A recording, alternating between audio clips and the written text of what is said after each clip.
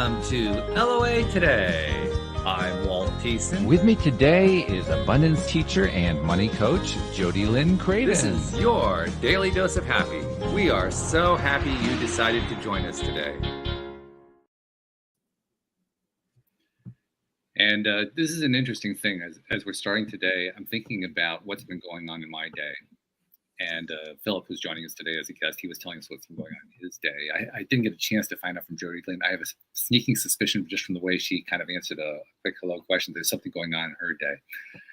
There are days that come into our lives where we are challenged in a variety of different ways. And the challenge always really adds up to one thing. Stuff happens that we don't like. How are we going to respond? Interestingly enough, that ties in directly with what our guest is all about. Because he wrote a book called Disagree Without Disrespect. Well, that's like at the root of it, isn't it? It's not just disagreeing with others, it's also disagreeing with yourself, disagreeing with your experiences, disagreeing with what goes on in your life. So I kind of have the feeling, Jody Lynn, that what we've been experiencing in our lives ultimately becomes part of the topic today. Of course. Just because of who he is, right? Yeah. I mean, Doesn't it always? Well, yeah, it does. You're right. Yeah, I should know better, right? I mean, it always does. So Philip Blackett, is it Blackett or Blackett? I wasn't sure. I should have asked. Yeah, Blackett's fine. Blackett, okay. I want to get the pronunciation right. But Philip, thank you first of all for joining us on the show. How are you doing today? I'm good. How you been? Well, that's going to be part of what we talk about, I think. Are you feeling happy today? I'm just, well, every time that I do an episode of this podcast, I feel happy just because it's fun. And I get a big jolt of energy from it, as does everybody else. That's why we call it here Daily Dose of Happy. There we go. But if you'd asked me that question an hour ago, I'm not sure what my answer would have been. You already know, you two already know, the audience doesn't know yet. One thing that was going on, which was there was a very big question about whether there was going to be a podcast episode at all today because my internet disappeared. It just like, boop, gone. And I got a little message from the internet provider saying, oh, it'll be back in an hour. Oh, it'll be back in 2 hours. Oh, it'll be back in 6 hours. Whoa, okay. Oh, this is not going to work. But it came back sooner than that. There we go. Now, right on time. There were a couple of ways I could have responded to that, right? The way that I was first inclined to respond to it was, oh, crap. But I didn't do that. I have to give myself a pat on the back. I didn't actually do that. I said, well, if it works out, it works out. If it doesn't, it doesn't. And then the next message I got was that was one that was going to be 6 hours. I said, well, okay, well, I guess that's gone. So I sent out emails to you guys, well, looks like it's going to be gone. I didn't respond with, ah! I responded with, well, life goes on. And then 2 hours later, it came back just in time for us to do the show. Yep. That kind of ties into what you talk about, isn't it, Phil? Well, I look at it from the standpoint and say, listen, I'm trying to keep whatever black hairs I have left on both top and on my face, right? Because clearly, if I keep letting stress get the best of me, this is going to be all white after a while. Mm-hmm. And I haven't even touched 40. So yeah, I think how you respond to when life happens is absolutely a masterclass that all of us can learn from and review every now and then. Like every day. Yeah, basically, it's a daily refresher, daily reminder. Now you're making me remember when I was 40, because I was already graying. I mean, you see me now. This used to be dark brown, believe it or not, but there's none of that left. There's like a little tiny bit in the very back, and that's it. It's all gone. But it was already turning by the time I was 41. Actually, it was turning by the time I was 25. Mm-hmm. Perfect. If I'm going to be really, really honest about it. And this did not start at 39 where I'm at. It started before. Yeah. So yeah. And I think kids might have something to do with it. Maybe genetics or a combination of the two. But I think what it is. Stress is the way to. I mean, because I don't have kids. So what's my? I mean, I didn't ask you for your age, Walt, so I can't get to that conclusion. I will do full disclosure. I turned 67 this month. There you go. Yeah. But the truth is that I was kind of, it's funny. I was always told I look very young for my age. And that's always been true. Mm-hmm. But my hair always kind of gave it away. Like the face and the rest of me looked young, and then there was the hair. And I didn't do the cosmetic thing. I didn't do, the Grecian formula and all that kind of crap. I said, well, okay, that's the way my hair is. But I also kind of said, what is my hair trying to tell me? It took me a long time to answer that question. It took me years. What's the answer? Me. I was the one who was doing it. I was stressing. I was focusing on stuff I didn't like. I was focusing on results that didn't serve me. I was focusing on all the things that were not helping me, except they were helping me really well to stress. I was very good at that. Still am at times. Yep. We all are. Here I am, my white hair. There you go. I will say this. I've been keeping facial hair ever since I could, since 18, because my realization is the moment I take this away, I start looking like I'm back in high school again. I know I will get to a point where that will no longer matter. But as of now, I'm keeping whatever whiskers I can keep for now. Okay, so there's a balance, is what you're saying. It's like not too old, not too young. Well, my wife says she's digging the salt and pepper look, which when you're having like a few gray hairs and the rest is black, you can't really call that salt and pepper. But as I'm looking in reflection now, I think we're getting closer to that. So I'm like, I think I'm getting to that stage. I think I'm getting excited now. That's a good reaction. You got excited about it. See, I started to freak on it. Well, I didn't know freak, but I started to get upset. Like, oh, this is not a good sign. You're treating it like, hey, this is good stuff. Well, I'd rather take this in with excitement than the reality of going up and down the stairs and feeling knee pain already, or getting injured while I sleep. It's like, oh, I slept wrong, and now my back is all out of sorts. And it's like a reminder of saying, you're getting old, Philip. Yep. Embrace it, because it's only going downhill from here for you. I gotta stop this. No. I like that, Jody. I am aging in reverse. I'm just getting younger and younger and younger. It was interesting. I had somebody say something to me. We were doing something, and they were like, "Oh yeah, my knees," or like whatever, right? And I was like, "Oh yeah, whatever." We were talking. She's like, "Yeah, I started to feel old, like in my body around like 37." And I'm going to be 39 this year. And I was like, am I supposed to feel old? And then the next day my knees hurt. Yeah. And I was like, no, I will not. No, I'm not getting old. She That's called never into happening. existence, Walt. No. I'm just putting it out there into the universe that I do not age. It's that your wish is my command, Jody Lynn. That's right. Well, that's really the key, isn't it? Catching it early. Because we all do this. Let's be perfectly honest with ourselves. Everybody does this at one time or another, usually often in their lives. Yeah. The question isn't whether or not we do it. The question is, do we catch it and do we change it? Mm-hmm. Do you even believe that it's possible to change? Because there's some people out there that just think this is the way that it is. That was me. That was me till like age 55. Yeah. I really did not believe I had any control over it. Yeah. You do. Scared the daylights out of me when I found out I did. Yeah. No, I'm serious, because then I realized, oh no, I've been doing this to myself. I didn't even know it. But it was also encouraging. It was also empowering, because then I realized, well, yeah, I've been doing this to myself all these years, but now I know I can reverse it. Now I'm not subject to it. We all have the gift on how we respond. We all have a choice to make. That's right. Yeah. So tell us, Philip, about the book and how that came about. I mean, because I'm sure, first of all, I have to clue you in on something that I don't think is going to surprise you. We love stories. Stories are fun as far as we're concerned. We want to know what the story is behind the book. So tell us the story. So the book is called Disagree Without Disrespect: How to Respectfully Debate with Those Who Think, Believe, and Vote Differently from You. Ooh, I like how you added vote in there.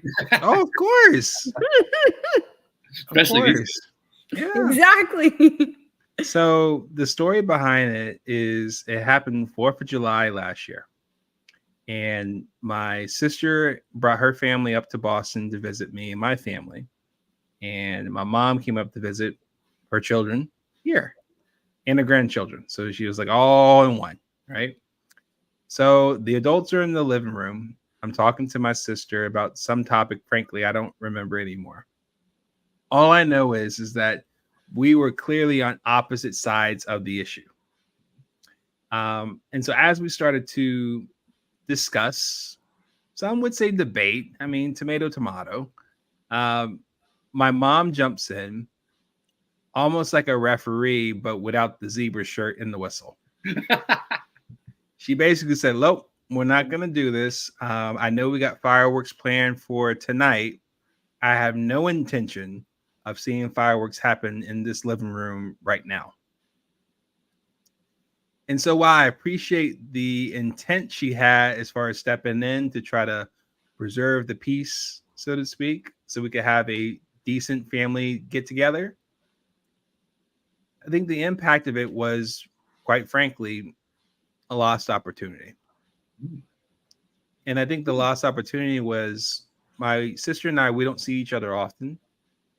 And so the times we do see each other, it means a lot more.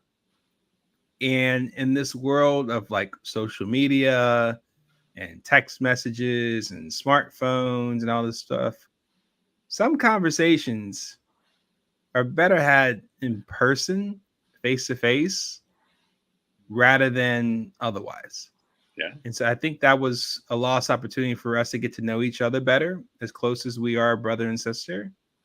And it was one of those things that made me reflect back and say, you know, if I experienced that, I wonder how many other people in this country, if not around the world, are probably having similar instances where there's something of value that means a lot to you that you want to share with somebody. And just because there's the possibility of disagreement, we don't even engage in that conversation altogether. And likely that's going to be something that impacts the quality of our relationships, of which also impacts the level of happiness we have within those relationships. And so that's what led me to figure out, okay, how can we get to a point where we can have adult, respectful conversations on things that people agree with and disagree with, and still respect and love that person in a healthy relationship that keeps our happiness. And that's what led me to write out a 5-step framework that I felt could help achieve that, and then later envelope that into the book, Disagree Without Disrespect: How to Respectfully Debate with Those Who Think, Believe, and Vote Differently from You. Wow. There are a number of things I like about that, but Jody Lynn, I'm going to be curious to see what your take is on this. The one thing I like about that more than anything else is that you can't remember what the issue was between yourself and your sister. You remember everything else that was truly important about it, but the issue itself, you forgot. It's like it had the lowest amount of importance. Mm-hmm. But when we're in the midst of something like that, we give it the highest amount of importance. Right. Mm-hmm. Yeah. It turns out it really isn't all that important. Mm-hmm. Yeah. And even if it went the other way, where you did have like a big blow up, oftentimes people don't really know why they had that blow up, what the actual issue was. It was just the way that they felt coming out of that blow up, whatever that was. Yep. Mm-hmm. And I think that this is such an important topic because, you know, in our pursuit of being kind and not rocking the boat by not having these conversations, we've lost a lot of depth in our relationships and with the people that we surround ourselves with, because now we're just terrified. Oh, I'm going to get tarred with this brush of conspiracy theorist, or, you know, whatever, right wing nut, left wing nut, whatever it is. Like, it doesn't matter. There's all these examples, and then we tend to hide ourselves away and hide pieces of ourselves. And really, that's not doing any sort of good for the world as a whole. And of course, at the same time, there's also the other part of us that's desperate to be right. Doesn't even matter whether we're actually right. We have to be right. It's a given. If you're going to be in a conversation with somebody, particularly over something political or controversial, or whatever, you're right. That's why you took that position. But I think what also comes in as well, Walt, too, is we also, for the most part, have a desire to be liked. That as well. Too. Yeah. So sometimes those come in conflict as far as which one is going to win the day here. Is it more important for me to be right, or more important for me to be liked by the other person afterwards? Isn't it interesting how we often equate the two? Mm-hmm. You know, in order to be liked, I have to be right. Mm-hmm. If I'm not right, then they're not going to like me. Or in order to be liked, we have to agree. Oh, yeah, absolutely. Yeah. Yeah. Because another thing that's coming off more as a false myth to me is to love somebody is contingent on agreement. And the opposite end is to disagree with someone means you don't love that person. You know, it's even Not to the point, right? So it's even to the point, like as a father of young daughters, you know, something that commonly happens is, you know, one of my daughters would do something that I didn't like, I didn't agree with. And she will tell by my face and my tone of voice that I'm not pleased. And the most common question she asks is, Daddy, do you still love me? Aww. And of course, once you get yourself like, oh my gosh, now I'm a bad guy now, puppy eyes and all. Right. It's reiterating at the risk of over communicating with her that just because I disagree with you, same thing that my mom taught me, just because I disagree with you, that does not mean that I don't love you. And I think that's a message that was told to me, and I'm trying to pass it on to my kids, and hopefully they do the same for their kids. But I feel like it's missing in our society as well, like that notion that you can still respect and love people, even if you don't see eye to eye on everything. So that kind of points to what I think as the ultimate question, which is, can you appreciate someone you disagree with? Yep. Can you appreciate their viewpoint, even if you don't like their viewpoint? Yep. Because if I was stranded on the road, injured, and somebody that completely disagrees with my whole philosophy comes over and calls the ambulance for me and makes sure that I'm tended to while I'm by myself, I'm not caring about that person's political philosophy. I'll tell you that. That's not your first priority. And probably not in the top 20. And if anything, once everything's resolved, that person's going to have a special place in my heart, even if they continue to have a different philosophy than I do. Yeah.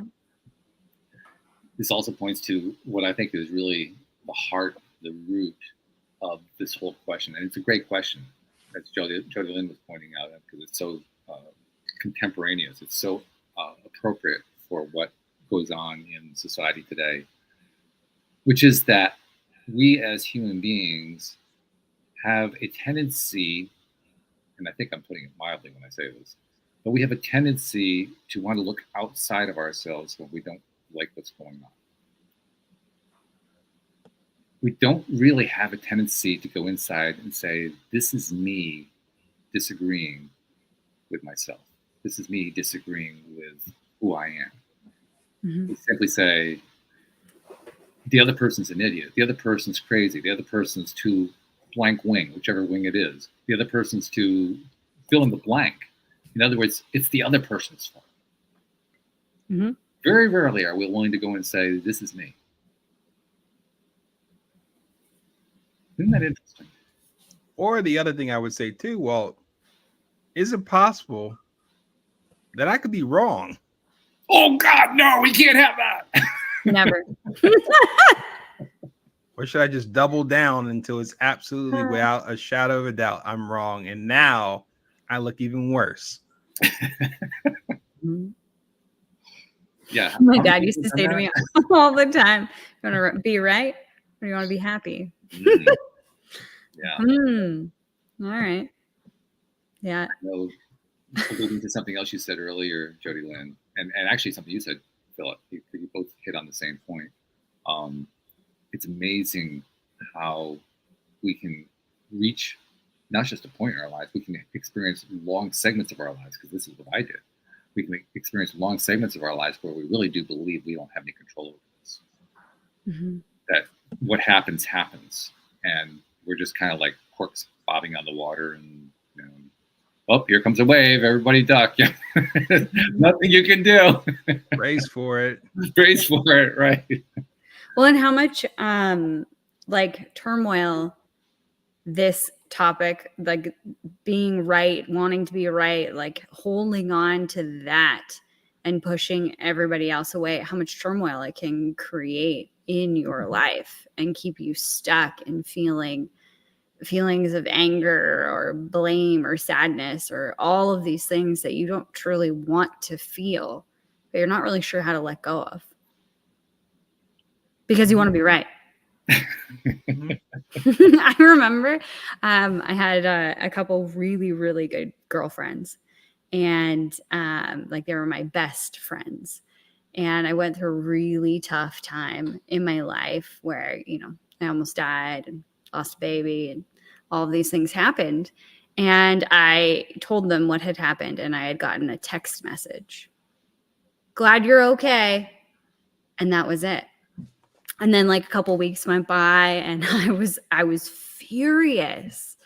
I stewed on it for obviously those 2 weeks. Like, seriously, you're my best friends and I almost died, and like you didn't even call me to see if I was okay. Like, lost a baby, and like they're both mothers. And I was just so upset about it. And I remember like lashing out and texting them and being like, are you retarded? Like, what is wrong with you guys? Seriously. And I mean, in hindsight, there was probably other things going on, and like not knowing, they're both younger than me and didn't really realize the severity of it, all of these things. But to make a really long story short, you know, I was stewing on this for years, for the last 5 years. Well, it was 4 years. It was last winter. I was driving with my dad, and I said, you know, it still really bothers me, because basically after that interaction, we just stopped talking. Went from being best friends to not communicating whatsoever. And I was really broken up about it. And I'd had somebody reach out and say that they had talked to one of the girls, and they were like, oh yeah, you know, I feel bad about what happened here, and, you know, whatever. And love to rekindle that relationship again. And I was so bitter. And I realized in that moment when I was talking to my dad that I had this need to be right. Be right about that they were shitty friends. The way that they acted was poor. That, you know, like I didn't deserve any of that. That they should have been there for me. All of these things that I was right about. And then as I was saying it out loud, I said, it doesn't matter. It really doesn't matter. All of those things could be true. And then what? I'm right. They're wrong. Then what? Nothing. Nothing at all. Because even if they were to acknowledge that I was right and they were wrong and they were bad people at that moment in time, I wouldn't actually believe them or take their apology. So what am I looking for? And it was this moment of like just this weight lifted off my shoulders, because I could see that I was stuck and I wanted this, and I wanted it this way, whatever it was. And it was keeping me in a place of, you know, holding on to me, even though I hadn't talked to them in 3 years, you know, it was still holding me and bothering me. And, you know, I felt all of these things. And in that moment, just that realization, like, do you want to be right or do you want to be happy? I want to be happy. It doesn't matter whether I believe I'm right or they do or whatever. It doesn't matter. I can let this go and I can move on. Wow. Yeah. You just played out in 3 acts exactly what we all go through. Yeah. I mean, seriously, that how often does that happen in all of our lives? I can think of times that it's happened very recently in my life. And I've had to literally stop myself and say, well, you realize what you're doing, right? I mean, let's take a step back here. You do know what you're doing here, right? And there have actually been times I say, yeah, I know, go away. Yeah, but I just want to be mad about it. Let me do it. I'm right. I just want to feel this. And so I actually do sometimes let myself feel it. But ultimately, I also get myself to the point I say, all right, what's it going to take for you to let go of this? What's it going to take? What's the price? Usually that's the question that does it. What's the price? Because the moment I have to pay a price, okay, I'm done. I don't have to pay a price. Even though you've been paying a price, you just didn't realize the. Well, yeah, exactly. Yeah. You know. Once you put the P word to it, it's like, oh, ugh, okay. So, Philip, how do we have these conversations without disrespecting somebody? Yeah, so I think it plays out a lot of what you two have been talking about, where, it's a simple 5-step framework I talk about in my book, where, just take it one step at a time. First one is, separate the idea or belief from the identity of the believer. Whew. Yeah. That is a powerful statement. It's like what you said about love. I might disagree with you, but I will always love you. It's challenging too. It's not easy to do all the time. No. Yeah, like as a preface, this framework is simple, but it's not necessarily easy. Yeah. Right? So why is that a great first step? Is, you can imagine, like, there's probably some beliefs, some ideas that become so intertwined with who a person is that it becomes who they are. And what often happens is, to disagree with an idea or belief that way, that other person can take it differently. That other person could take it personally, to the point where they get defensive. Maybe they build their walls up. Maybe they start to think that you don't like them. If I critique the idea, now it sounds like I'm criticizing or hating on them. Mm-hmm. And it makes it a much tougher conversation to have, because already you're working behind, trying to get back to ground zero now. And so step 2 is kind of like we talked about before, where it's like you can disagree with the belief or idea and still respect and love the believer. So it's kind of like what I talked about before, where it's like you can disagree with somebody and still love them.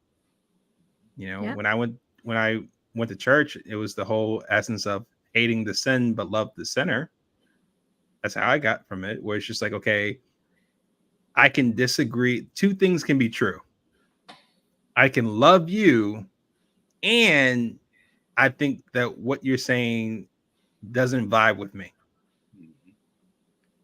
And yet I can still love you, and I can say that your text message to me was not sufficient. Mm-hmm. I needed something more from my friend. Mm-hmm. And I'm just going to be honest with you, because I don't want to keep this inside. And I don't want this to impact our friendship by me keeping it inside and stewing over it, at the risk of us having a conflict about this. Right?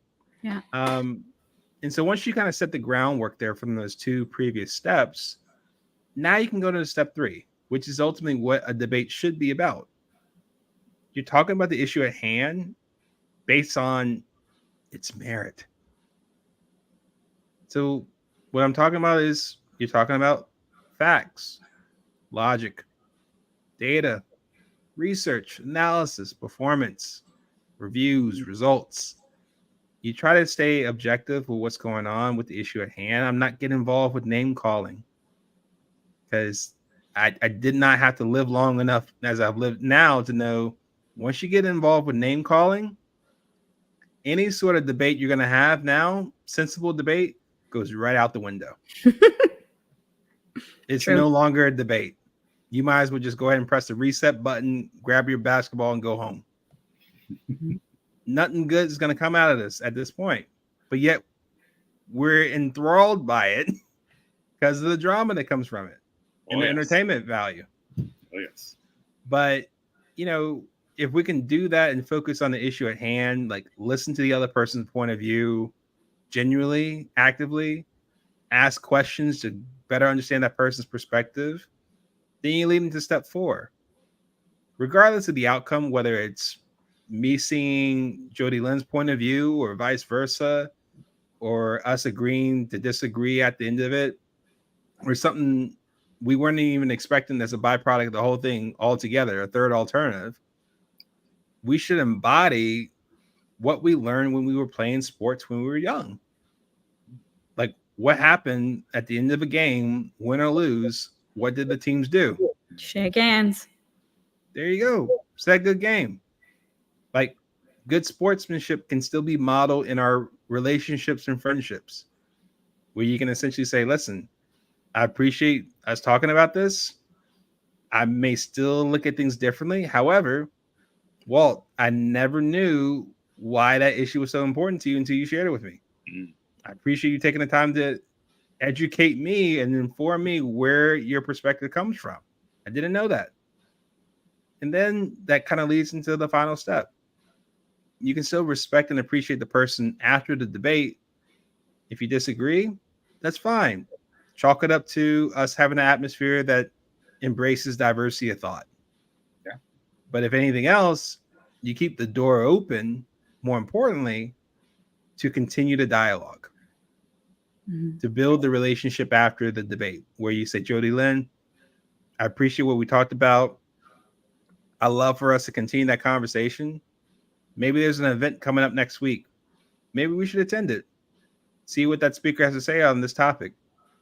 And then we can come back again and see if anything changes or any questions come up that we can talk about openly over coffee afterwards. But in any case, you're keeping the relationship intact because you're believing that the relationship, as we talked about before, is more important than whether or not I'm right or wrong. I love that. A couple of thoughts came to my mind as you were going through those steps too. One was when you referred to how what somebody else says may not vibe with you. When you said that, what instantly occurred to me was, yeah, there's so many different levels of vibration. There are literally as many different levels of vibration as there are people multiplied by 10, because there's just an infinite number of different vibration levels. So when you think about it, it's almost an amazing thing when you do vibrate to something that somebody else says, like, oh my God, you're on the same level right now? That's incredible. That was the first thought that came to me. The second thought that came to me was, and you kind of alluded to it toward the end of your comments there, just because it vibes now doesn't mean it's going to vibe later. Or just because it doesn't vibe now doesn't mean that it can't vibe later. In other words, the vibration changes. Mm-hmm. Our vibrations change. Mm-hmm. It changed by the minute, let alone by the day or by the week. Our moods. The moods, yeah. Our moods can change throughout the day. Yeah. And the other part of it is when you get new information, God forbid, you might lead to a new decision. Yeah. A new thought pattern, a new way of thinking. A new experience. A new experience. Mm-hmm. Over time, it could just be time passing. Yeah. You live life long enough, you get enough gray hairs after a while, you start seeing things differently than you did when you were 20. It's true. Mm-hmm. Maybe you're more open this time versus before. A number of things can play a role here. Thank you for pointing out what the actual benefit to all those gray hairs are that I have. I really appreciate that. I like to continue to equate gray hairs with wisdom, which is why my wife is insisting that I don't pluck any off my head. Oh, okay.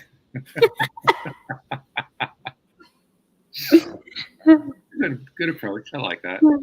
It's true. Yeah. There's also something I am experimenting with, to be perfectly honest, and have been experimenting with for quite some time.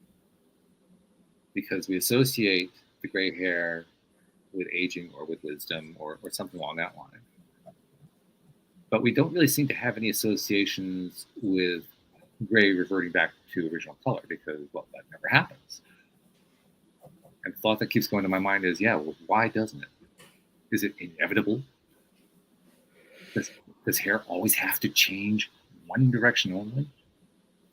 And when I frame it that way, I realize, not really. I mean, I don't know how it would work. I don't know what the mechanism would be. But it's not impossible. Nothing's impossible. It is possible somehow, in some way that I don't know about, for hair to change. Well, we should probably ask Mrs. Benjamin Button over here for her thoughts on this one. Well, I immediately think of when women go through pregnancy And like hair changes a whole bunch. Like I've had friends who their hair color completely changes. It went from like straight to curly and from curly to straight and all sorts of different things. And that's just really different hormones, I think, within the body that are doing those things. But I just went to the hairdresser the other day and she's like, wow, I don't remember your hair being this thick. And I was like, ding, ding, ding. Mm-hmm. My hair's changing. I don't know why. I don't know how, but it's changing because I am reverse aging, Philip. Well, I mean, I could change. Well, a funny point. I was doing it for humor, but I was also raising it as a serious point because ultimately, what this extremely challenging question is asking us is: are we willing to consider possibilities that we have previously ruled out as possible? Are we willing to open our minds enough to say, maybe there's something else I haven't thought of. Maybe there's something else I haven't considered. Maybe I don't have the whole picture. Mm-hmm. I think about something that I learned through a class, a course, the boot camp that was offered by a good friend and former co-host here on the show, David Strickle. And in that boot camp, they had us do a meditation. And this meditation was guided meditation. They basically had you start where you were on the earth, wherever town you're in, whatever house you're in, all that kind of thing. And then they would have you imagine you're rising out of that house so you can see your town, and then you can see your region and your country, and you're going higher and higher and higher. And you go out into space, you can see the planet, and you're getting further and further away, and the planet's getting smaller and smaller, and you're seeing more and more of outer space.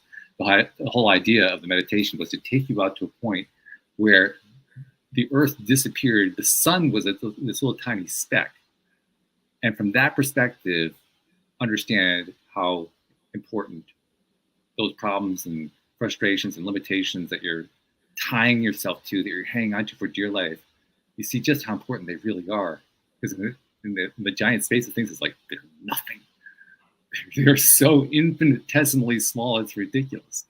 Mm-hmm. And the thing I loved about that meditation is it gave me a perspective of there is no such thing as a limitation other than the one that I pick, other than the one that I select, that I hang on to, that I choose, that I grab onto and hang on to for dear life. And if I ever want to change any of those, all I gotta do is let go. Yeah. It's kind of humbling, actually. Totally. Well, and maybe it begins with this conversation of having tough conversations, disagreeing. Because if you're able to have a conversation and be open enough to listen to somebody else's point of view, and maybe something perks, like, that's interesting, not for me, but interesting. Maybe next time it'd be, that's interesting. I like that. I'm going to adopt that. Like, it feels like by beginning this, you're really opening a door to possibilities. Like, whether you're like, yes, I accept that possibility, I'm going to take that with me and change my mind on my whole philosophy of life, or maybe that's just like an opening to the next turn or whatever, or being even just more open with people in general. And to me, the exciting part is when we recognize the power that gives to us. Mm-hmm. Just the recognition of that ability to choose gives us a tremendous amount of power. That if we were to ask ourselves before we had that recognition, just how much power there is there, we'd have said, what power? What are you talking about? But when you look at it closely, oh my God, the power is immense. Mm-hmm. It's incredible. One of the ways I like to kind of point out to myself just how powerful the human mind is, just how powerful we are as beings, is to pay attention to things that I hang on to like a bulldog. I mean, I'll get it between my teeth and I won't let go. And my focus, there are often times I have trouble maintaining focus. Not then. Not when I'm hanging on for dear life to whatever that thing is I'm hanging on to. That's when I demonstrate to myself, my God, I have incredible mental power. I'm willing to hang on to this thing come hell or high water. I don't care. I'm hanging on to it. That takes power. That takes strength to do And once I look at it that way, then I realize, wow, I guess maybe I am more powerful than I've been giving myself credit for. So if I do choose to make changes, if I do choose to look at things differently, if I do choose to think about things differently, if I actually dare to consider shifting an opinion about something, I could actually change my world.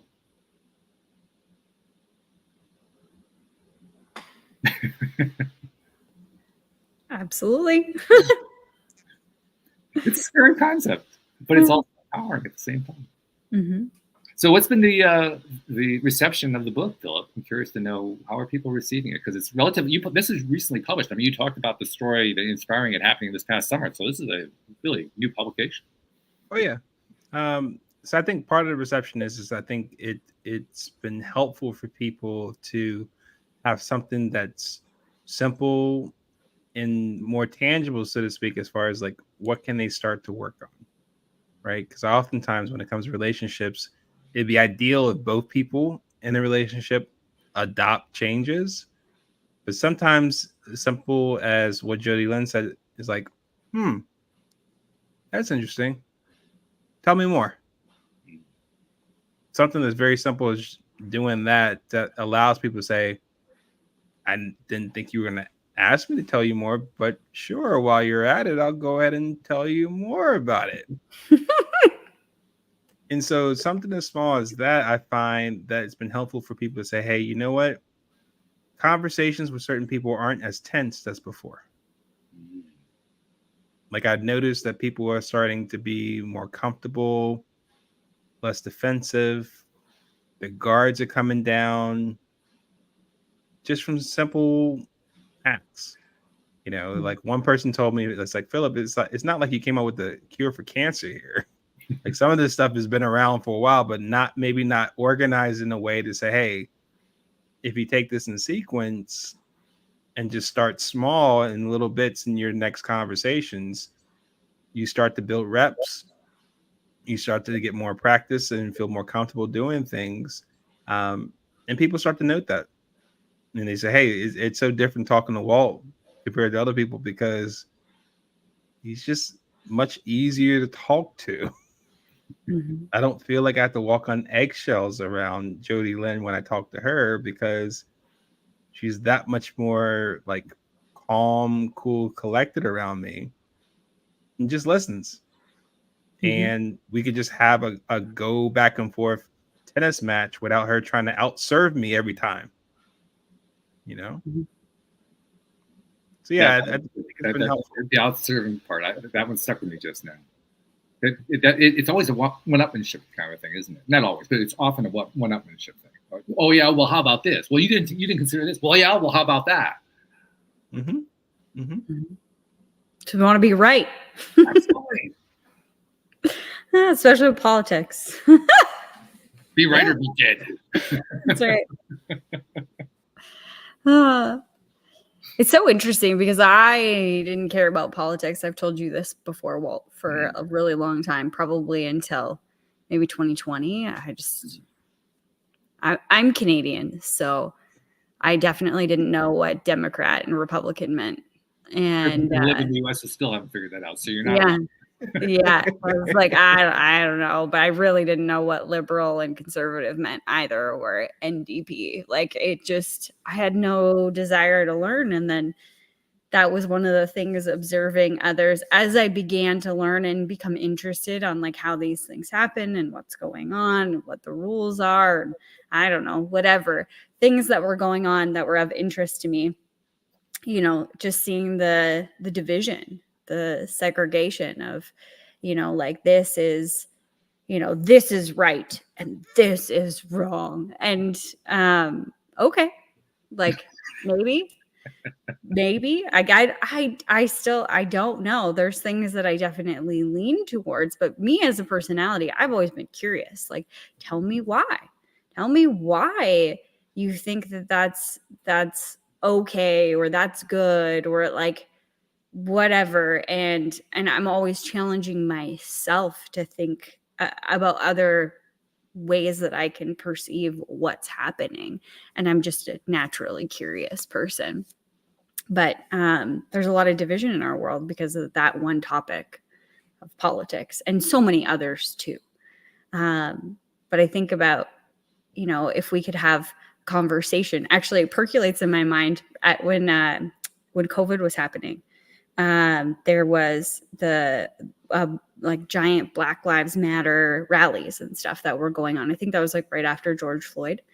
And my best friend, Anita, she put together one of the things that she wants to do in her life is talk about racial diversity and teach people about that. And I think that's really cool. And we've always had this beautiful relationship where I've been able to ask the really dumb questions, which I'm really appreciative of, because if you don't ask questions, how are you ever going to know? Right. But I never felt comfortable. I mean, I grew up in a very, very, very small town, less than 1,000 people. And we had one Black person, and that was it. And we weren't even in the same grade. So I didn't know him. And then they moved out shortly after that. That was my exposure to culture before I was, 18. And so then my best friend that I become friends with, and then we become fast friends, and then we're the best friends, obviously. She is Black. And now I can ask some questions like, hey, like, what about this? And what about that? Like, just things that I've always thought of that always felt maybe this is inappropriate to ask. And I've always appreciated that she didn't think I was dumb, and that she treated me with respect and kindness in asking these questions. But we get onto this conversation, and I don't even remember where I was going with this point, but she has this like event or whatever. It's all on Zoom and everybody's there and there's a bunch of people there. And all I wanted to know was how people were feeling within their culture, within her family, within the United States. How is it different between Canada and the United States with everything that happened with Floyd? And, like, I just wanted to hear people's opinion. And it was crazy because nobody talked. Nobody at all. Like, everybody was afraid to say anything. And it was a mix of individuals, different races. And nobody except for Anita, like Anita was like trying to prompt people, like, tell us about your experience. Like, have you experienced racism? Like, everybody just sat there like on their hands. And I'm like, I was really excited to come and learn. And I don't know, just tell me all the things, but nobody talked about it. It was so uncomfortable. Nope, not going to do it. Not going to do it, right? Well, like, you say something. Yeah, nope. But I'm a little 38-year-old white girl. Like, I didn't feel like I could say anything that would bring value to the table. And maybe that was a problem. I don't know. But it was really interesting just watching the dynamic and how uncomfortable it felt and how nobody wanted to talk about it. Because I was afraid to say something to upset somebody else, to offend somebody else or whatever. And I was really just there because I wanted to learn, which is crazy. I think that's one of the key things you said, Jody Lynn, is just like, you were there to learn. We're not having conversations nowadays where people go into it initially primarily to learn from one another. Because I would argue that Zoom room was a missed opportunity. Yes. Because you had a lot of people that were feeling a certain type of way, but you were also preventing yourself to say something, because what was also in tension with you and how you were feeling was you were concerned about, I'm basically on a minefield. And I don't know if what I'm going to say is going to set somebody off, given the emotions in the room, whether seen visibly or not. Yeah. Right. And what I don't want this to be is a number of people coming at me all of a sudden. Even though it's on Zoom, it does feel like people are coming at me. Yeah. Right. And what happens there, I would argue, is how are you going to learn candidly what people are feeling? And it might be the sense that it may be perfectly fine to say, maybe we need a little time to come in between. Yeah. So people can simmer down a little bit. Yeah, maybe it was too close. maybe it was too soon. Yeah. And it's just like you're trying to do a real time, look on things, and it might be like, hey, maybe we should take like a few days, or maybe do small groups instead of it being like 20 people. Like, I'm just gonna put you in a meeting room with just like 2 other people. Yeah. Maybe that's not as daunting. Yeah. But to your point, when you're trying to go about it from learning, you gotta provide a setting where people feel like they can take their guards down. Yeah. And they feel comfortable that what they're going to share, whether it sounds, poignant and intellectual or sounds downright dumb to you, that it's okay because the person is being genuine and sharing what he or she is thinking or feeling or trying to make sense of the whole matter. But if you don't provide a setting for that, people are going to keep that inside. People are going to go to their own echo chambers as far as people that will validate and confirm how they feel. And then you're shocked when you come across somebody on the odd moment that doesn't see things the same way. And maybe you take it personal. It's like, I have to be right here, so I'm going to slam this person verbally, shame this person on social media, censor what he or she is saying so that I feel right, as opposed to seeing this as an opportunity. It's like, okay, they honestly feel this way. It's not an intent to hurt me. It's different from how I feel, but let's have a conversation about it. Yeah. For me, what you're talking about also brings up the importance of the appreciation piece that we were talking about earlier. Because if you're in a conversation, or even a fledgling conversation that hasn't quite happened yet, with people who you sense are appreciative, it's easier to open up. It's easier to feel safe in expressing yourself. When you feel like anything you say is going to be judged, probably not so much. Probably don't want to open the mouth. So this is where the appreciation piece really comes in a big way in my mind, because whenever I can bring appreciation to an uncomfortable topic and uncomfortable conversation, I can be pretty confident that no matter what happens, it's going to play out more positively than it otherwise would have, simply because I brought the appreciation. And the interesting thing is, I don't have to corral everybody else in the group to get them on the same team. No, let's all appreciate. I only have to do it myself. Just my own bit, my own little piece of appreciation has that ripple effect. So if I can find a way to appreciate, regardless of whether I like or dislike what I'm hearing, if I can find a way to appreciate anyway, that brings the barriers down a little bit. Yep. Yeah. So appreciation is pretty darn powerful.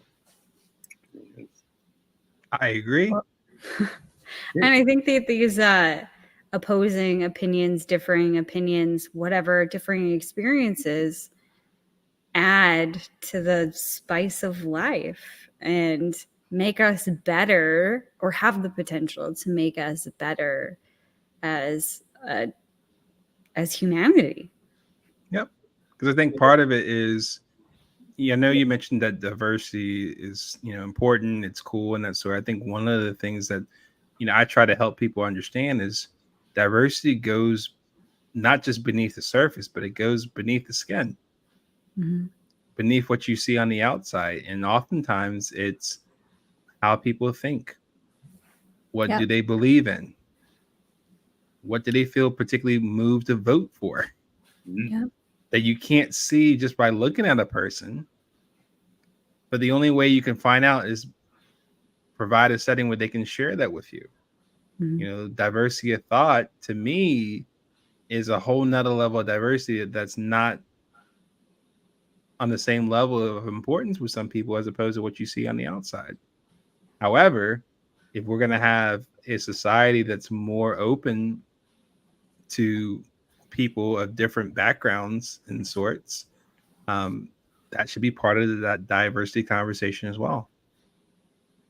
Yeah. How can you appreciate somebody if you don't know what's going on beneath the skin level?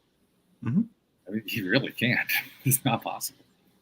And on top of that as well, it's if you're going off based what you see, you're kind of going based on looks. It's a pretty limited scope at that point. Yeah, very much so. Yeah. So I know all I need to know just by what I see, even though we're so much more of a multidimensional human being for each of us. Which is really odd when I think about it, because, I mean, this ties into a conversation we've had a lot here on the show, which is the difference between experiencing a conversation in person versus having a conversation like we are doing here on video. And then at the other extreme, the quasi conversations that happen in social media that are, calling them conversations is probably generous, because they really aren't conversational at all. But when you have the more, how do I want to say this? The more data that we get, better we have an understanding of what's going on in the room, so to speak. So when we're in the same place with somebody, we get more data. When we're doing it by video, we can hear each other, we can see each other, so we're getting those two pieces of information. But when we're in the same room, we can also feel something that's coming through. And, well, to be honest, I feel stuff through the video as well. Yeah, but, I was going to challenge you there. Yeah, but I mean, you know what I mean? You get more when you're in person. There's just more data, there's more information that comes in.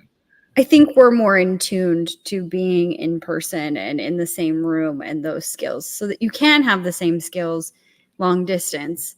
I think we just need better practice at honing in on what those feelings might be. But I get what you're saying. Yeah, and that, well, you just said the word too. The word that I was aiming at was feeling, because the feelings that we pick up tell us a lot. They tell us a lot about what we're thinking and what we're doing, and they also tell us quite a bit about what somebody else is thinking. We just have to be willing to tune into it. Those feelings, man, they speak volumes. It's amazing how much information comes through on those feelings.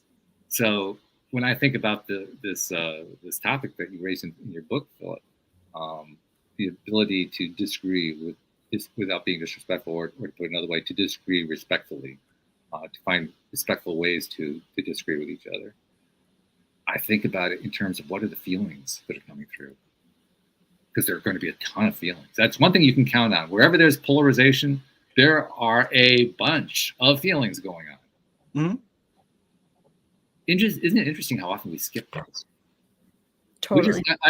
Especially when two people are going at it, and particularly a political discussion or a political argument, let's put it that way. You got a political argument, two people just going at it head to head. It's almost like they're oblivious to this ream of information that's coming out through their feelings. Like, no, I'm not going to pay attention to that part at all. How do we do that? Why do we do that? Why do we cut ourselves off from that? That's the first question. I honestly don't have an answer for that one. Maybe you do, Philip. I don't know. I've not figured out why. Jody Lynn, do you know why we cut ourselves off from that? Why do we cut ourselves off from that flow? I think because what I would say is two things. Number one, we want to be right, so we can't be open to your interpretation. That might make too much sense. And like number two, if you were to allow yourself to fully experience the whole picture, you might forget what you were fighting about, because that kind of takes over. Or maybe you open a door to, like, it's scary to feel all of those sensations all at once. Now it becomes real. It's not their opinion versus your opinion. It's this human being that you can feel. You can feel their anger, their pain, their sadness, whatever. And now it's all within you. That's a lot. So I think we block ourselves from it. That's a good explanation. Yeah. I think sometimes we get into a fight or flight mode in real time. Yeah. And so you're looking at it in the sense like, how can I preserve myself first off? Protect myself, especially if emotions are high and voices increase in volume. And so once again, we talked about name calling. Once that happens, the whole debate goes out the window. Yeah. When you're in a place where now all of a sudden things seem threatening, you're more concerned about how do I get myself out of here? Yeah, right. and how do I defend myself, which is colored or sprinkled with, I want to be right here, especially if I'm on a platform that I'm seen by others publicly. And now there's an ego part of this as well, where I don't want to admit to being wrong, because now what will other people say in response? Yeah. So there's a number of things that are going on in real time, like you said, Jody Lynn, in tandem, in multitude. That for a lot of people, that could be a tall tale to truly navigate. This is going to sound weird, but this actually reminds me of a conversation that was played out in one of the Harry Potter movies. The three main characters, Harry, Hermione, and Ron, were in the same room. They're having this conversation, and Hermione is pointing out how Cho, who has a fledgling little romance going with Harry, has a whole bunch of things going on in her life. And she describes all the things going on in her life that could be causing conflict and making it difficult for her to relate with Harry and all that kind of thing. And Ron's response is, no one could feel all those things. They'd explode.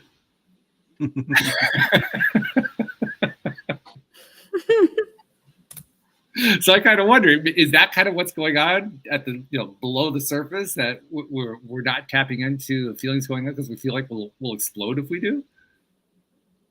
Maybe. I mean, if you're feeling all of them in tandem, that's a lot of multitasking you're doing, right? Sometimes you're kind of picking and choosing, this is the route I'm going on. Because if I'm arguing with you, and in the back of my mind while I'm arguing with you, I'm also like, make sure you hit on this because the people are looking at you in a certain way. You want to make sure you're proceeding the right way in this. Or, no, by the way, he's raising his fist at you too. Do you have an escape route just in case if he starts charging at you? Like, these are, I know we think thousands of thoughts a day. I just wonder, to your point, well, like, if you can think all those thoughts simultaneously in that type of situation, can your brain actually just give out, be like, this is too much? It can. I mean, I think we've all experienced it at various times. Probably the easiest one to that almost anybody can relate to is the first time you fall in love. You're feeling a whole mixture of, I mean, it's not just one feeling. You're feeling a whole bunch of things all at once, and your brain can literally lock up. Like, you can't think of anything. There's something you're supposed to say here, but you can't remember for the life of yourself what it is that you're going to say, or what you're even supposed to say, or how you're supposed to handle the situation. Everything just goes blank. So there's an example of it. And that's a simple one. That's one of the easier ones. Which means this is a skill that really needs to be developed over time with a lot of self-patience and self-care, because it takes some doing to learn it. Practice. Yeah. And wisdom hairs. Exactly. Wisdom hairs. That's right. Oh, I love it. This has been fun. This has been a good conversation. I have to say, we love going down rabbit holes. This is one of my favorite rabbit holes this month. This has been a really, really good one. A couple things, though, that we need to touch on, Phil.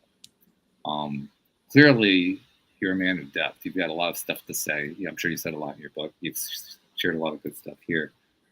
And you don't shy away from a conversation that might even lead to disagreement. So I have to ask the obvious question. Do you welcome people reaching out to you? And if so, how do they find you? Sure, of course. So, my book, Disagree Without Disrespect, How to Respectfully Debate with Those Who Think, Believe, and Vote Differently from You. It's on Amazon, along with some of the other books I've written, of which I'm sure you're probably bound to find a book that you might disagree with me on. All the more reason to go to Amazon and just look up my name, Philip Blackett, and see what you find and see if you agree or disagree. I'm welcome to either one. You can also go to my website, philipblackett.com, spelled PhilipBlackett. And you can also look me up on social media. Same thing, just my name, Philip Blackett, Facebook, X/Twitter, LinkedIn, Instagram, YouTube, and I guess even TikTok too. But that's a whole nother story. But yeah, I'm definitely searchable. As Coach Prime would say in college football, I'm not hard to find. All right. That's good. And we'll also include a link to your website in the show notes to make it easy. Because we like to make it easy for people.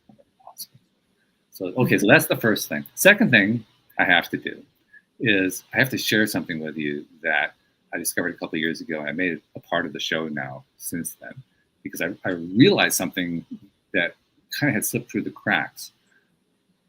You, like so many people who come onto the show, you found something in your life. You experienced an event you told us a story. You experienced an event this past summer, and you turned it into a book because you realized there was an important message in here that you didn't want to overlook, and you wanted to share it with the world. And like everybody else who comes out of this program, you wanted to share it. And not only do you want to share it, you come onto a program like this, and I'm sure you have other outlets too, other podcasts that you do, you probably do social media, probably do a whole bunch of things. You just named, actually, we know you did. You named some, you TikTok, Facebook, X, Twitter, you named them, right? So we know that you're putting this content out there. The thing that I noticed is that we often don't get credit for the stuff that we put out there that people absorb without us knowing about. So I always like to make it a point to say, on behalf of those people you've never met, Philip, and you've never seen, never will meet, never will see, who've been consuming your content, hearing what you have to say and benefiting from it, on their behalf, thank you for what you're doing, because you're making a difference in this world.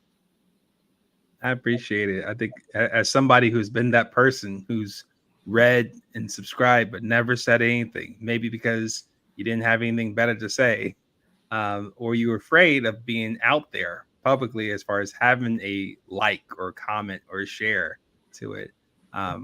Yeah, I appreciate it. I think that oftentimes, we do things because we're hoping we're being of service to people, whether we know it or not from that person. So it helps us keep going each day, just knowing that we're positively having an impact and good influence on people for what we're trying to do, which isn't always easy, but it's not, but it's worthwhile. Absolutely. Definitely worthwhile. Now comes my favorite part of the program, Philip. This is where I turn to Jody Lynn, because she's really, really good at this. I ask her, how do you tie all this together? What's your one theme that you want to leave us with to say, this is what it all tied together for me in this show? You always tee it up to just make me freak out a little bit on the inside. Make sure that she's like massive amounts of pressure. Okay, go. I think something that we can agree on in society or as humanity, or I hope that we can agree on, is that we want to leave this world better than what we found. We want to have a better place for ourselves and the future generations that come. And often we're taught that to do that, to get along, we need to agree. And this was a beautiful reminder that we can still have that love and that kindness and separate the idea from the individual and disagree with love. And I think that is what our world needs now more than ever, with people feeling isolated and alone and just isolated in their own thoughts and their own ideas.